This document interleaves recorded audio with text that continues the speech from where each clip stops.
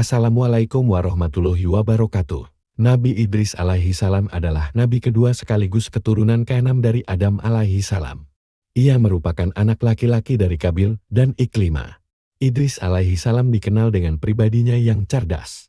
Nabi Idris alaihi salam memiliki kekuatan fisik hebat dan ilmu pengetahuan yang luas. Selain itu, ia juga dianugerahi mukjizat untuk mengunjungi surga dan neraka. Kala itu, Idris alaihi salam didatangi oleh malaikat Israel, yang menyamar sebagai laki-laki tampan atas izin Allah Subhanahu wa Ta'ala. Kedatangan malaikat maut itu bukan untuk mencabut nyawa Nabi Idris alaihi salam.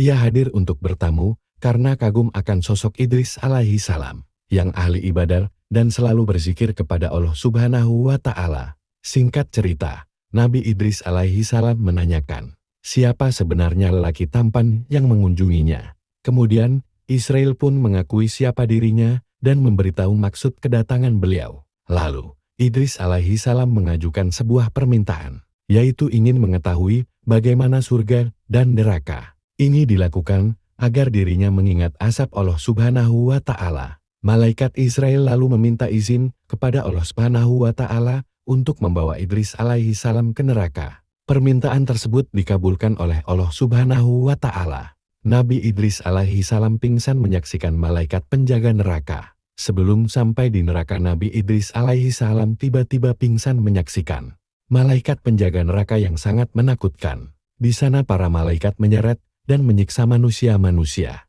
yang tidak menaati perintah Allah Subhanahu wa Ta'ala semasa hidupnya. Tak sanggup menyaksikan berbagai siksaan yang mengerikan, Nabi Idris alaihi salam sampai mengatakan tidak ada pemandangan yang lebih mengerikan dibanding dengan dahsyatnya api neraka. Api tersebut berkobar-kobar dengan bunyi gemuruh yang mengerikan.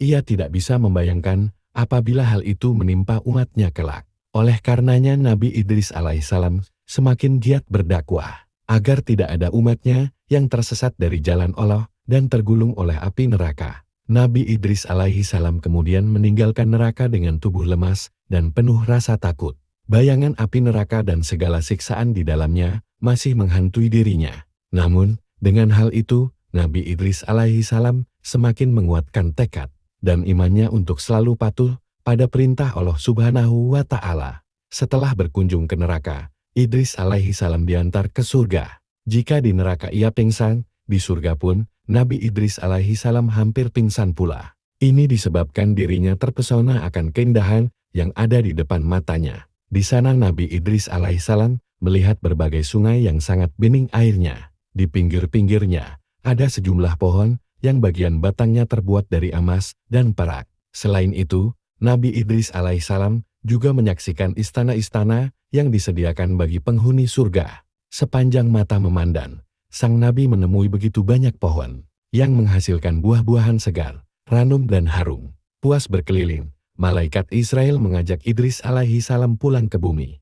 Namun, beliau enggan pulang. Sang malaikat lalu memberi peringatan, kamu boleh tinggal di sini setelah kiamat nanti. Setelah semua amal ibadah dihisap oleh Allah Subhanahu wa Ta'ala, barulah kamu bisa menghuni surga bersama para nabi dan orang beriman lainnya, ujarnya. Mulanya, Nabi Idris alaihissalam tidak ingin meninggalkan surga. Namun, pada akhirnya ia menganggut dan bertekad akan selalu beribadah kepada Allah sampai pada hari kiamat tiba. Nabi Idris alaihissalam menjadi satu-satunya nabi yang menghuni surga, tepatnya di langit keempat tanpa mengalami kematian. Waktu diangkat ke tempat itu, Nabi Idris alaihissalam berusia 82 tahun. Kelak, ketika Rasulullah Shallallahu alaihi wasallam melakukan mi'raj ke langit menghadap Allah, bersama malaikat Jibril bertemu dengan Nabi Idris alaihissalam.